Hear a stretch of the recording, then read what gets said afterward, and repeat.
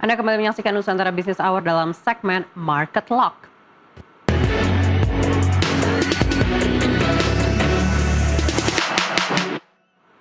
Indeks harga saham gabungan makin ambruk pada perdagangan sesi 1 hari ini. IHSG di sesi 1 bergerak di zona merah dalam rentang 6.134 hingga 6.378 sebelum akhirnya ditutup melemah 174,14 poin atau 2,76% ke level 6.144,3. Total ada 199 miliar saham diperdagangkan dalam sesi ini dengan nilai mencapai 9,78 triliun rupiah. Frekuensi transaksi tercatat sebanyak 1,28 juta kali. Kita lihat di sesi 1 tadi, IHSG ditutup melemah 2,76% di 6.144. Indeks harga saham gabungan berada di tengah aksi jual besar-besaran, terutama untuk saham-saham grup Prajogo Pangestu, emiten komoditas, hingga saham berbasis pertumbuhan tinggi. Di pagi tadi IHSG sempat bergerak di 6.100-an, menguat ketika dibuka, namun kemudian ambles lebih dari 2%. Tekanan jual terlihat semakin terkonsentrasi pada saham-saham konglomerasi dan juga sektor utilitas. Sebaliknya sektor keuangan masih menjadi satu-satunya penopang utama. Saham-saham Bank Jumbo tercatat menjadi penahan terbesar indeks. BBCA atau Bank Sentral Asia menyumbang 9,37 poin, disusul BBRI atau Bank Rakyat Indonesia 4,7 poin, Bank Negara Indonesia BBNI 1,3 poin, dan Bank Mandiri 0,78 poin. Tekanan besar datang dari saham konglomerasi dan energi. Mora Telematika Indonesia menjadi pemberat terbesar IHSG dengan kontribusi negatif 13 poin. Selanjutnya Astra atau ASI menekan indeks sebesar 9,97 poin. Brand 9,96 poin, BRMS 9,76 dan Barito Pacific 8,72 poin. Dan untuk membahasnya kami sudah tersambung dengan Reza Priyambada, Direktur PT Reliance Sekuritas Indonesia Tbk. Ya Pak Reza, kalau kita melihat pergerakan indeks di hari ini melemahnya lebih dalam lagi bahkan dari hari-hari kemarin begitu. Anda lihat apakah sudah terlihat nih ada kemungkinan untuk rebound di akhir pekan esok?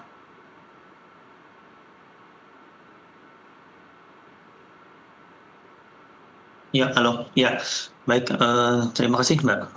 Kalau kita lihat memang pergerakan dari market itu kan, pelaku pasar itu kan mencoba untuk merespon sejumlah sentimen ya gitu. Apalagi kalau kita lihat dari sentimen yang ada itu kan belum sebenarnya cukup positif ya. Kalau kita lihat dari pergerakan tukar rupiah kita yang masih dalam tren pelemahan gitu ya. Walaupun mungkin sempat mengalami kenaikan pasca kenaikan tingkat suku bunga acuan dari Bank Indonesia, tapi tampaknya itu juga tidak bertahan lama ya gitu. Nah, yang dilihat oleh pelaku pasar itu kan adalah seberapa kuat sih faktor fundamental ekonomi kita ini cukup mendukung itu. Jadi lebih ke faktor makroekonominya gitu. Itu yang dilihat oleh pelaku pasar itu.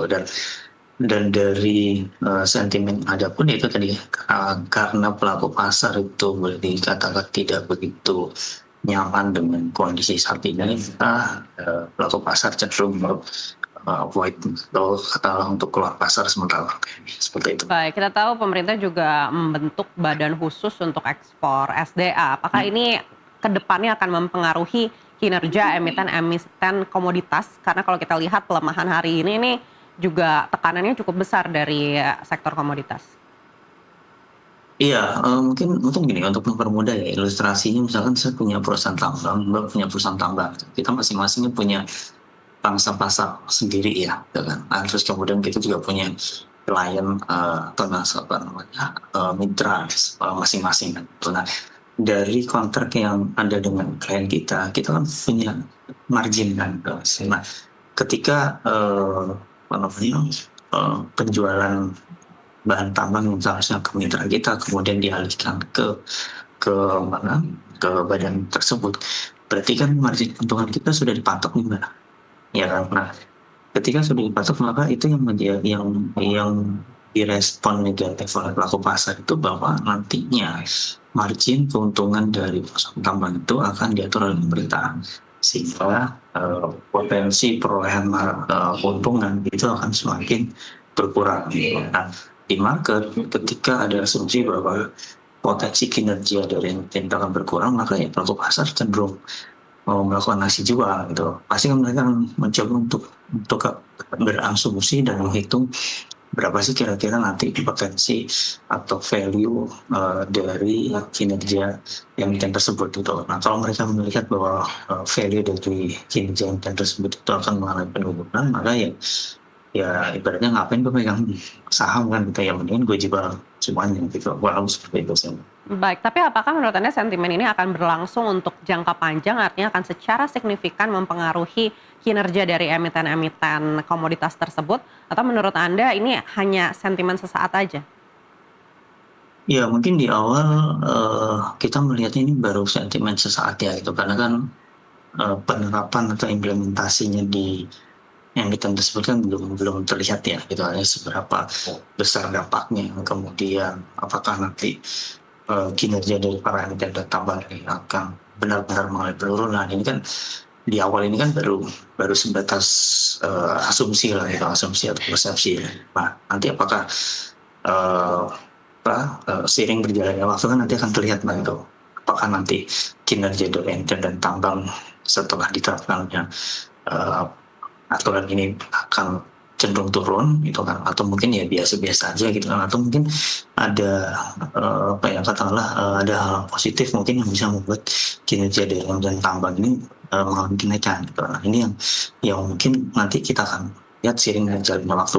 Tapi kalau di awal ini mungkin secara jangka pendek pelaku pasar cenderung merespon negatif ya, seperti itu. Baik, berikutnya kita akan melihat seperti apa penutupan perdagangan di sesi kedua hari ini, di mana IHSG masih juga berada dalam teritori negatif 3,54%, bahkan sudah menyentuh level psikologis 6 ribuan, tepatnya di 6.094 saat ini. Kita kembali lagi ke Pak Reza.